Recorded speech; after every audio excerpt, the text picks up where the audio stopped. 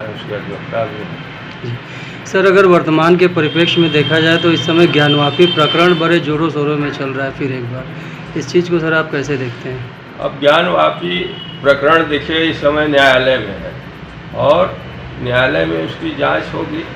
अभी सर्वे हो रहा है, सर्वे का काम पूरा हो जाएगा, जो ऐतिहासिक तथ्य है उसके आधार पर जो निर्णय होगा। क्योंकि हिंदुओं की आस्था तो जुड़ी हुई है, काशी विश्वनाथ मंदिर से सटा हुआ है और काफ़ी दिनों से वहाँ लोग पूजा गौरी गणेश में वहाँ सब लोग करते रहे हैं, तो आस्था तो सबकी जुड़ी हुई है। लेकिन अब जो वर्तमान स्थिति है उसमें जब तक कोई तथ्य इस तरह का नहीं निकलता, क्योंकि इससे हमें तो ये गंगा जमुनी तहजीब वाला बनारस है, काशी हमेशा शांतिप्रिय रहा है, तो शांतिप्रिय ढंग से ऐसा कोई हल उसका ज़रूर निकलना चाहिए। हम सब लोग यही चाहते हैं कि न्यायालय के निर्णय के अनुसार जो भी निर्णय हो उसको दोनों पक्ष में सबको सहर्ष स्वीकार करना चाहिए, चाहे हिंदू मुस्लिम हो, क्योंकि यहाँ तो शुरू से ही भाईचारा रहा है, आपस में प्रेम, कभी आपस में इन लोगों का मतभेद नहीं रहा है धार्मिक। तो अब उस आधार पर कोई धार्मिक मतभेद न हो, हम सब लोग इसके लिए प्रयासरत हैं। न्यायालय के अधीन है, न्यायालय का जो निर्णय आएगा उसको सभी को सहर्ष स्वीकार करना पड़ेगा। और सर्वे का काम चल रहा है, पुरातत्व विभाग और ऐतिहासिक उसमें से जो निकल रहा है, जो इतिहास उसके तथ्य हैं पुरातत्व विभाग के तरफ से, और भी तमाम सर्वे हो रहे हैं, शिवलिंग का भी सर्वे हो रहा है, तो जो शिवलिंग जिसको कहा जा रहा है, तो इस तरह से जो भी निर्णय निकलेगा, निष्कर्ष निकलेगा, न्यायालय जिस पर भी निर्णय करेगी उसको सहर्ष स्वीकार करना चाहिए। हर व्यक्ति स्वीकार करेगा उसको। सर, अगर कुछ लोगों का कहना है कि ये, अब देखिए हम लोग तो प्रथम दृष्टया उस काल के लोग हम लोग हैं नहीं।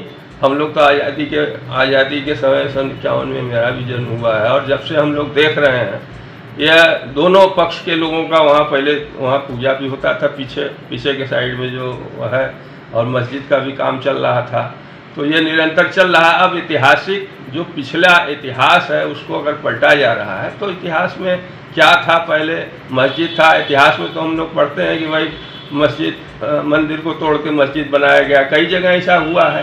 तो यहाँ भी इसी तरह का उल्लेख अगर है, इतिहास में तो उल्लेख है, लेकिन वर्तमान में जो स्थिति चल रही है, हम लोग जब से देख रहे हैं वहाँ नमाज भी होता रहा, पीछे पूजा पाठ भी होता है, तो और इससे धार्मिक सहिष्णुता बनी रही। कभी कोई वहाँ के लेकर के कोई दंगा फसाद मतभेद आज तक नहीं हुआ है। सर, अगर विपक्ष की बात की जाए तो विपक्ष इस समय ऐसे आरोप लगा रहा है कि भाजपा सरकार केंद्र की एजेंसियों का दुरुपयोग करके अपने हिसाब से फैसला भी आ रहा है, अपने हिसाब से काम कर रही है। इसको सर आप कैसे देखते हैं?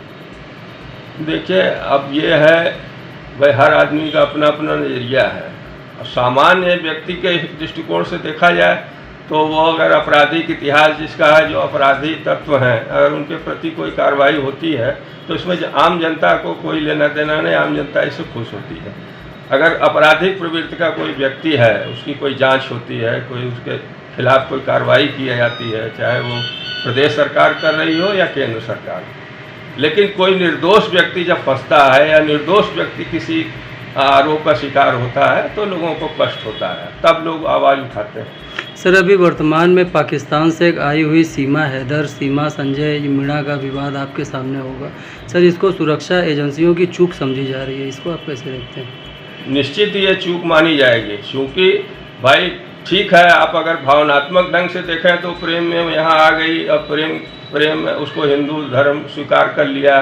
लेकिन अगर उसको विधिक ढंग से देखा जाए, कानूनी ढंग से देखा जाए, तो वो गैर कानूनी ढंग से यहाँ आई है, उसके लिए समाज स्वीकृत नहीं करेगा। बहुत सी लड़कियाँ अब यहाँ से भी पाकिस्तान जाने लगी, तो यह सिलसिला अगर चलने लगेगा तो फिर जो हमारे जो सीमा का जो